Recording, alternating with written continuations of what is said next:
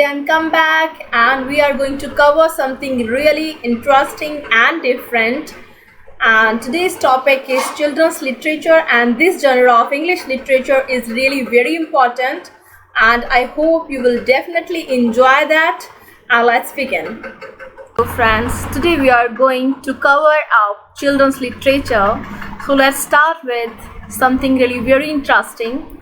And here I am going to cover up almost 4 very important and prolific writers of American literature, British literature, Indian literature as well.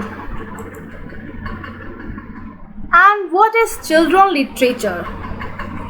Children literature has been categorized in 2 categories. First of all, one category is which just emphasis on the problem which has been faced by the children, and the second one is the literature which is particularly written only for the children. And this kind of literature in this genre very interesting and full of advice, something really which we can draw some moral in it. So this kind of story has been written by the authors. And so first of all, I would like to start with Helen Beatrix Potter. She is an English writer, illustrator, natural scientist and conservationist, best known for her children's book featuring animals such as those in The Tale of Peter Rabbit is a children's book written and illustrated by the Beatrix Potter that follows mischievous and disobedient young Peter Rabbit as he gets into troubles in the garden of Mr. McGregor.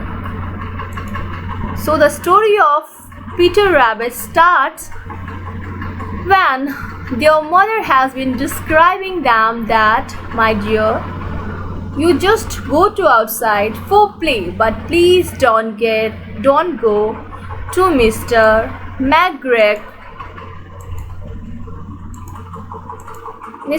McGregor's garden or farm, because your father has got an accident over there.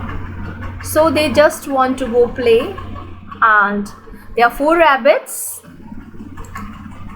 Flopsy, Mopsy, Cottontail and Peter. And Peter among them was very naughty and very mischievous, and he just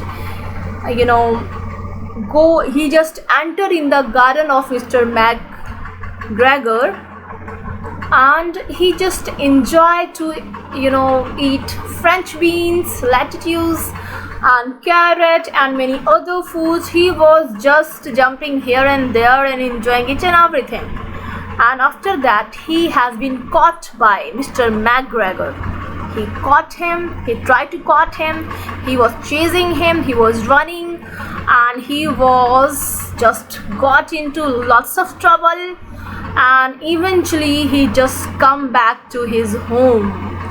But he was feeling very tired, very ill.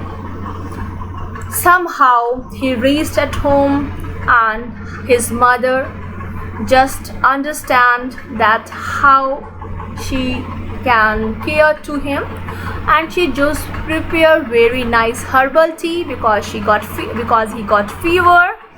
And all other siblings like Flopsy, Mopsy and Peter Tail got bread, butter, milk and cherries, but Peter only have to survive for the dinner. He has given only herbal tea because of his disobedience, because he was disobedient and not obey his mother advice, and he was very mischievous. Therefore he got this problem. And so moral of the story is that we should be obey to our parents and don't ignore the advice which is given by them.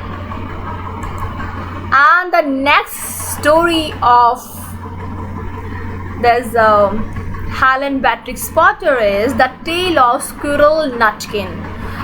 It is also a very interesting story and with good moral, and based on Squirrel Nutkin. After that we have another author which is American, and he's designer, illustrator and writer of children's book. The Hungry Caterpillar is very famous picture book wrote by him.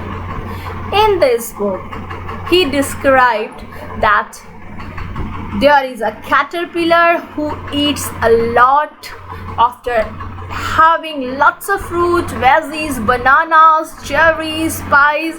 He never ever feels satisfied. So after some time he became very fatty. He was not able to walk, sit, and then he decided to cover him up with some cocoon, and after 15 days he just break this cocoon, this wall of this home which he woven around him, and he just get out, and he is entirely transformed into beautiful butterfly. So there is a moral which is hidden in this story, and that we should develop the good healthy eating habits, and we should not take food more than our need. Very beautiful and interesting story, and 50 million copies has been sold, and approx 60 languages. It has been translated into 60 languages. And one other set of story, or we can say novel, is My Rows and Piles of Coins. The author of this story is Tolowa Amolel, and this is really fantastic story which is based on the Saruni. He is a very small boy and he has a big dream. He wants to buy his own bicycle. For this he worked hard in the market, and he is saving money in very special box. And he also dreams throughout the day when he will get the bicycle, how he will be able to help his mother in the market in her work. And so the story is really fantastic and based on realistic fiction. And the moral of the story is, how do we learn the value of money? We are earning the money, which purpose? The determination and patience has been displayed in the novel of the Surani, the boy, and how his strong bond with his family and warmth of the relationship can also be sensed in this very interesting and touching novel. And then another set of novel is How I Taught My Grandmother to Read Other Stories, which is written by Sudha Murthy. And in this novel, Sudha Murthy described her memories in the time which she has been spent with her grandparents, with her granny and grandpa. At the time, there was a writer, female writer, Triveni. She is very prolific writer of her time, and her story has been read by everyone with great immense interest. So there was a Kashi Yatra. There was a novel, there was a story. The name of the story is Kashi Yatra, has been published weekly. In this novel, an old lady eagerly waits for the Kashi Yatra to get ultimate punya, and she tried to save a lot of money, but eventually she spent all her money on an orphan girl and thought that it is far better than that I am giving that money to an orphan girl to make her life beautiful. To go Kashi Yatra is it's fine that she got essence of the life, and she realized that. So author always, Sudha Murthy always read this story to her grandmother, and she is very she always with great interest to listen that story, enjoy the story, because she is not able to write and read. And but after passes of the time, she realized that I want to read, I want to write, I want to become self-dependent. So one night, it was a full moonlight, and they were sleeping at the time on terrace. So Sudha Murthy's granny approached her and described her that I want to learn Kannada.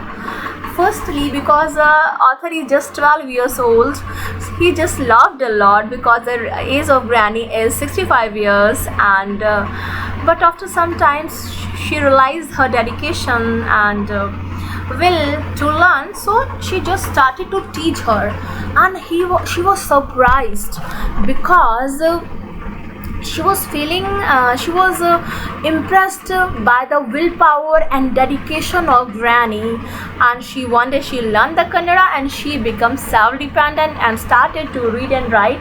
It was a big achievement. So, and she also shared that there is no age bar for learning. And so these kind of writing and writers which we can understand in children literature genre. And this brings to me at the end of the lesson, and I hope you will definitely like it, enjoy it, and deep into with pleasure. And I will come back with something very interesting and latest. Till then, you take care and bye bye.